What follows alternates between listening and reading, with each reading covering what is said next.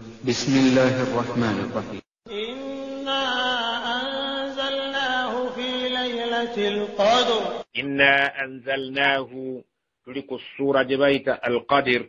الله سبحانه وتعالى قام مزمة في توسى قرآنينو في ليلة القدر مشريكي. الله سبحانه وتعالى قرآنينو كجيجك لوح المحفوظ olubawo olukuumibwa bamalayika ab'amaanyi oluliko puroguramu y'ensi yonna n'eggulu zonna. Allah subhanahu wa ta'ala yateeka ku lawhi mahfuudhu buli kalonda okutuusa ebintu okuva ensi bwe yabeerawo n'eggulu lwe lyabeerawo okutuusa lwe birisaanawo biri mu fayiro eyo ennene. Kaakati ne Qur'aani eno baagijja ku fayiro ennene ne batugiramu ffe ebijja okukola wano ewaffe. Allah subhanahu wa ta'ala Qur'aani n'agissanga nnamba okuva mu lawhi mahfuudh mu fayiro eyo ennene n'agireetanga nnamba nga bweri kati okutuuka ku ggulu ila samaa'i dduniya, ne bagireeta ku ggulu lino eririraanye ensi. Qur'aani awe yajjanga nnamba okuva ku lawhi mahfuudh olubaawo olukuumibwa oba fayiro ekuumibwa ennene ne bagireetanga nnamba, naye baagireetera mu kiro ekyo Allah subhanahu wa ta'ala kyayita Laylatul Qadr, ekiro eky'ekitiibwa. Oluvannyuma awo ku ggulu erisooka okukka ku nsi yajjanga munajjaman, ng'ejja mu bitundutundu okusinziira obwetaavu obwabangawo. Naddala singa nnabbi baabanga bamubuuzizza ekibuuzo, yasobolanga okuggyayo ekitundu malayika n'ekimuleetera ekirimu ansi eyo n'ebirala ebiddirira. Allah subhanahu wa ta'ala ategeeza nti twassa Qur'aani eno nga nnamba okuva ku lawhi mahfuudh okujja ku samaa'i dduniya Laylatul Qadri mu kiro ekyo eky'ekitiibwa.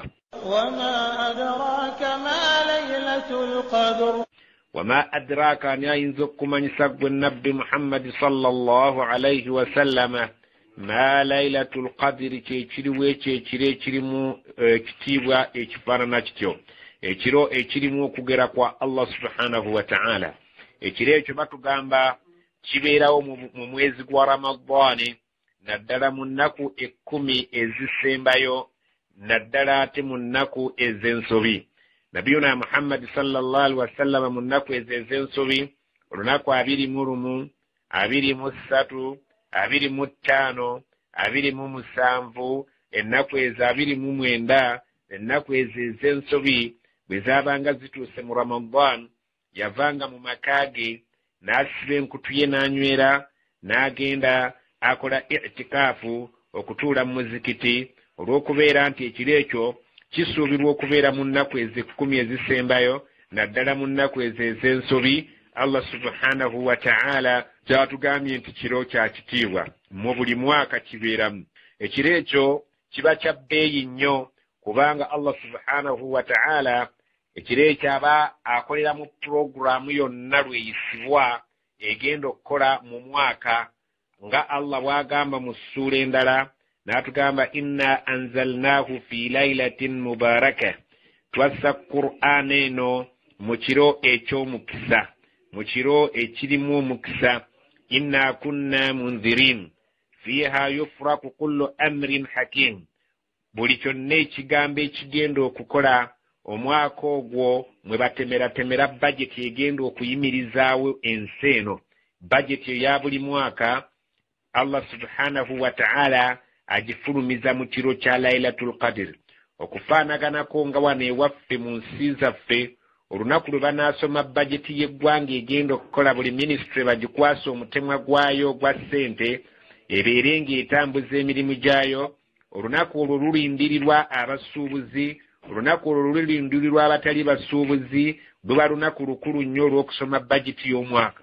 Kaakati ne puroguramu egenda okukola omwaka mu ggulu, bajeti yaayo ku olwo lwefuluma ku Laylatul Qadr, kiba kiro kya buvunaanyizibwa, kiba kiro kya kitiibwa.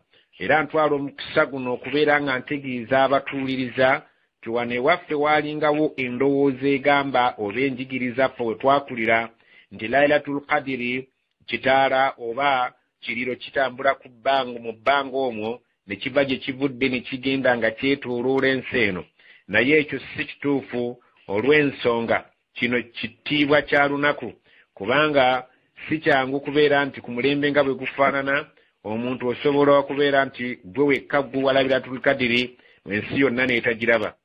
Laylatul Qadiri siterabwa na maaso, wabula Laylatul Qadiri kiro kya kitiibwa, ng'ekitiibwa kyakyo Allah subhanahu wa ta'ala mwakolera programu yonna egenda okukola omwaka gwonna nga bwe gugenda okutambula, buli ministry n'agikwasa obuvunaanyizibwa bwayo ey'omwaka. Eno programu eba ya mwaka eraga nti olunaku olwo luba lunaku lukulu nnyo mu kitiibwa kyalwo. Laylatul Qadri khayrun min alfi shahr. Allah subhanahu wa ta'ala agamba Laylatul Qadri, ekiro ekyo ekya Laylatul Qadri Allah n'amala kikuteebesa kiba kirungi nnyo. Allah agamba nti khayrun, kirungi nnyo okusinga min alfi shahrin, kisingira ddala emyezi 1000. Abamanyi emyezi 1000 abamanyi okubala bagibalirizamu emyaka 8, emyaka 8 n'emyezi 4. Naye Allah subhanahu wa ta'ala bw'akozesa ekigambo khayrun aba ategeeza nti obulungi bwakyo busukkawo, kubanga ismu tafdil bw'ebanga ezze eraga nti kino kisinga enkizo ku kirala.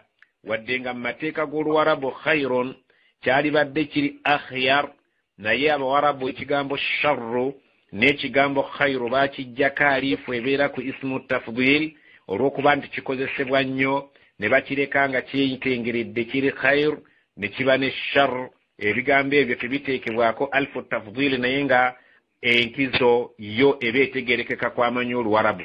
Tekiri nti kyenkana emyaka egyo 1000, kiri nti obulungi obukirimu busingira ddala obulungi obuli mu myaka 8 n'emyezi 4 gyetuyise alfi shahar, emyezi 1000.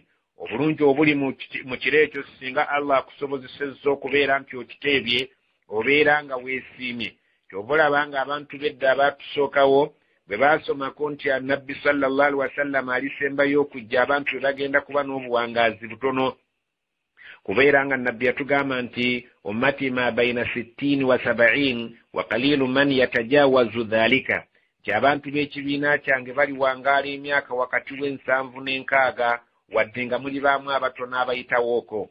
Kale bwe baatusomangako mu byafaayo nti tulijja ffe abantu abalibeera ku akhiru zamaani ng'obuwangaazi bwaffe butono, abaasomangako edda abaafunanga emyaka emingi baagamba nti abo balivuganya batya nga bagenda kuwangaala ku nsi ebbanga ttono. Allah subhanahu wa ta'ala n'addira ebiseera byaffe yadde nga bitono naye n'abiwa value nga nnene. Kyova olaba esswala bwe tugisaala emu ebeeramu esswala 10, ate bwe tusiiba olunaku lumu lubeeramu ennaku 10. Kaakati bw'oteeba Laylatul Qadri oba oteebye emyaka 8 kiramba n'emyezi gye tulabye n'egigwamu. Obuwangaazi bwaffe bwafuulibwa butono naye ate ne bugaziibwa ne bubeera nga bulimu omukisa nga munene. Kyova olaba nga buli kirungi kye tukola Allah atukubisizaamu tusobole okubeera nti tufuna ebbanga eddene oba tufuna bingi nga bannaffe abaafuna obuwangaazi obungi. Allah subhanahu wa ta'ala atugamba nti ekiro ekyo singa obanga okiteebye ng'okiteebye okikoleddemu emirimu emirungi, khayrun min alfi shahrin, obulungi bw'ofuna businga obw'omuntu akoze ibaada eyo gy'oba okoze okusingako oyo agikoledde emyezi 1000 n'okusingawo. Allah subhanahu wa ta'ala tumwebaza eyatukolera obusiraamu n'atuwa obudde bw'obuwangaazi obutono ate n'abututeeramu empeera nga nnene. Kyova olaba nga Nabbi bwe yali atottola obulungi obuli mu kiro ekyo yagamba nti man qaama ramadanan, omuntu singa ayimirira mu mwezi gwa Ramadani man qaama ramadana, omuntu singa aba ayimiridde mu mwezi gwa Ramadani n'abeera ng'ekimuyimirizza kubeera ng'asinza Allah subhanahu wa ta'ala, gufira lahu ma taqaddama min dhanbihi, Allah musonyiwa amazambi ge agaakulembera. Ate mu hadisi endala nannyonnyola ng'atongozza nti man qaama laylatal qadr, omuntu ayimirira ekiro kya Laylatul Qadri ekyo ne kikusanga ng'obadde okiyimiridde imaanan ng'olimu obukkiriza obwannamaddala واحتسابا ng'osuubira okusasulibwa mu maaso ga Allah mu ibaada z'okola ghufira lahu ma taqaddama min dhanbihi naawe osonyiyibwa amazambi agaakulembera. Kino kikwatagana nti oyimiridde Laylatul Qadri n'ekusanga ekiro ekyo nga wayimiridde. Eri erimu okusiba Ramadani ennamba nayo weeri, so nga ate ne Laylatul Qadri n'ekukwata ng'oyimiridde n'ogiteeba, Allah akusangulako amazambi ago mataqaddama min dhanbi agaakulembera mu mazambi go gaba asobodde ye nga bw'aba ayagadde gakusangulako naye nga toviiramu awo aba akusonyiwa. Kyobulabanga Sayyidatu Aisha radiyallahu anha mukyala wa Nabbi sallallahu alayhi wa sallam yabuuza Nabbi, ara'aytu olaba otya singa mba nsobodde okutegeera nti olwa Laylatul Qadri Mungu n'akimpa mu mutima gwange nenkisobola njogere ki? Namugamba oyogeranga ekigambo kino, Allahumma innaka afuwun, ay Allah gw'oli musonyiye, tuhibbul afwa, oyagala nnyo okusonyiwa, fa'fu anni, nkusaba onsonyiwe. Oluvannyuma nga bamaze okusonyiwa era oba osuubirayo kuyingira jjana. Duwa ntono naye nga erimu okusabira nga enkomerero yaayo kuyingira jjana. Ate oluvannyuma lw'okuyingira ejjana tewali bwetaavu bulala bwa dduwa ndala. Allah subhanahu wa ta'ala bw'atyo bw'atugamba nti ekiro ekyo kya kitiibwa, naye ng'era ekitiibwa ekikirimu yagezaako tutumbulira tusobole okutuma ekitiibwa kyakyo nti khayrun min alfi shaharin, omulimu gw'okoleddemu omulungi, oba obadde osomera mu Qur'aani, oba obadde osaaliramu, oba obadde osaddaakiddemu, oba obadde okoleddemu ibaada ez'ebika ebyenjawulo, ibaada eyo khayrun min alfi shaharin, ibaada bagikubisirizaamu ng'obulungi bw'ofunyeemu businga obw'omuntu agikoze oba bwenkanankana omuntu agikoledde emyaka egisoba 8 n'emyezi 4. تنزل الملائكة والروح فيها بإذن ربهم من كل أمر. تنزل الملائكة ekiraga obukulu bw'ekiro ekyo bamalayika bakka, والروح فيها nga ne Jibuliru talutumidde mwana.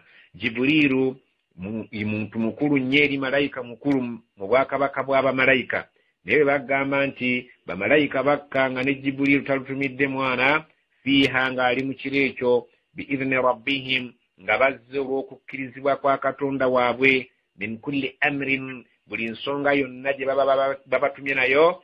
Salaamun hiya hatta matla'il fajr. Salaamun nga giba mirembe myereere. Ekiro ekyo tekibeeramu buzibu bwonna. Bamalayika babeera nga kwolwo bali salaamun mirembe myereere giba gibasaasaanya mu nsi muno. Ekiro ekyo kitandikira ddala okuva enjuba lwegwa okutuusa hatta matla'il fajr. Salaamun hiya hatta matla'il fajr. Ekiro ekyo kiba kya mirembe myereere mu kiro ekyo mwe kibeereramu paka matla'il fajr, okutuusiza ddala alfajiri lwekola ki? Alfajiri mambya lwevaayo. Ekiro ekyo kitandikira ddala nga enjuba yakagwa we tusiibulukukira okutuukira ddala eri nga alfajiri evuddeyo oba mambya ng'esaze. Kyonna ekiro ekyo kiba kya kitiibwa. Era ensi ezitegeera ekiro ekyo batera okubeera nga basula mu ibaada ez'ebika ebyenjawulo, basaala. Kyovulaba nga Nabiyuna Muhammadi nga bwe twagambye nti mu nnaku 10 eza Ramadani, kubanga mu buli ngeri yonna mwe kirina okubeera ekiro ekyo, yavanga mu maka ge ne yeesiba bbiri n'asengukira ddala n'abantu be n'abazuukusa n'abagamba mujje tugende tukole kaweefube w'ebyobusuubuzi eri Allah subhanahu wa ta'ala, kubanga sizoni etuuse erabika nti y'amaanyi. Kati omuntu ennaku 10 zonna bw'aba asazeewo zikolamu ibaada eyo n'abeera ng'akutukiddewo ddala n'ebyedduniya, ennaku ezo 10 n'aziwaayo mu buli ngeri yonna alina okuteeba Laylatul Qadri. Kebeere ng'eyise mu lunaku lw'abadde agisuubira, kebeere nga eyise mu lunaku lw'atagisuubira, kasaabeera nti ennaku 10 ezisembayo mu mwezi gwa Ramadan zonna aziwaddeyo, ateekwa okubeera ng'ateebye olunaku olwo. Tusaba Allah subhanahu wa ta'ala atuteeke mu balibeera nga bateeba zi Laylatul Qadri empitirivu nga tukyali ku bulamu buno obw'ensi, tusobole okubeera ng'emirimu gyaffe gizitowa.